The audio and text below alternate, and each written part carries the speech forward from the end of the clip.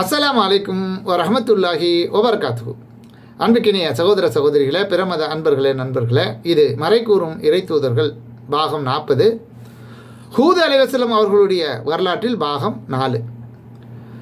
ஆது கூட்டம் அழிக்கப்பட்டது சம்பந்தமான செய்திகளை இந்த காணொலியில் அல்லாஹ் 7வது அத்தியாயம் 72, 11வது அத்தியாயம் 58, 23வது அத்தியாயம் 41, 26வது அத்தியாயம் 139 ஆகிய வசனங்களில் சொல்லி காட்டுகிறான். அதுதான் இப்போ இந்த காணொலியில் நம்ம பதிவு செய்கிறோம். அதாவது அவரையும் அவருடன் இருந்தவர்களையும் நமது அருளால் காப்பாற்றினோம். நமது வசனங்களை பொய்யென்று கருதியோரை கருவறுத்தோம். அவர்கள் நம்பிக்கை கொண்டிருக்கவில்லை என்று 7:72. அடுத்து, நமது கட்டளை வந்தபோது ஹூதையும் அவருடன் உள்ள நம்பிக்கை கொண்டோரையும் நமது அருளால் காப்பாற்றினோம். அவர்களை கடுமையான வேதனையிலிருந்து காப்பாற்றினோம் என்று 11:58 அல்லாஹ் சொல்லி காட்டுறான். மேலும் உண்மையாக அவர்களை பெரும் சப்தம் தாக்கியது. ஒரு சத்தம் தான், சரியான சத்தம். செவ்வு கிழிஞ்சு ஆட்கள் எல்லாம் காலி ஆக்கிடுறாங்க.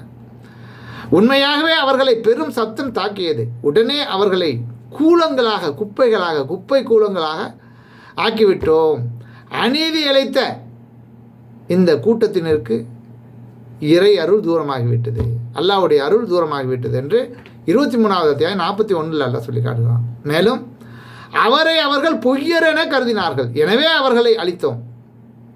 இதில் தக்க சான்று இருக்கிறது. அவர்களில் அதிகமானோர் நம்பிக்கை கொள்வதில்லை என்று 26 அத்தியாயம் 139வது வசனத்தில் அல்லாஹ் சொல்லி காட்டுகிறான். இப்போ நபிமார்கள் வரலாறு. முதல்ல ஆதம் அலைஹிஸ்ஸலாம், அதுக்கப்புறம் இத்ரீஸ் அலைஹிஸ்ஸலாம், அதுக்கப்புறம் நூஹ் அலைஹிஸ்ஸலாம், இப்போ இந்த ஹூத் அலைஹிஸ்ஸலாம்.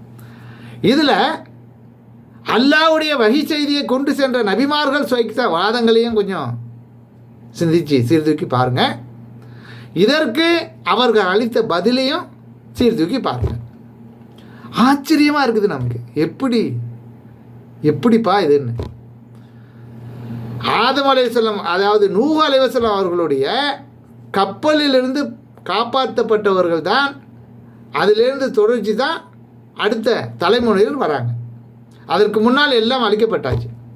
அப்படி அழிக்கப்பட்டு அவர்களிலிருந்து அல்லாஹ்விடம் அந்த பூகம்பம் மற்ற அந்த வெள்ள பெருக்கெடுப்பிலிருந்து அல்லாஹ் பாதுகாத்து அதிலிருந்து தானே பிழைக்க வச்சான். மீண்டும் அவங்களுடைய வாழ்க்கையை தொடங்கினாங்க. அதுக்கு அடுத்தபடியாக வந்த நபி தான் இந்த ஹூத் அலைஹிஸ்ஸலாம் அவர்கள். என்ன எப்படிங்க இது?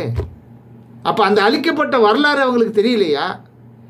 இல்லை அவங்க என்னென்னு நமக்கு பெரிய ஆச்சரியமாக இருக்குது. சுப்ஹானல்லாஹ், சிந்திச்சு பாருங்கள்.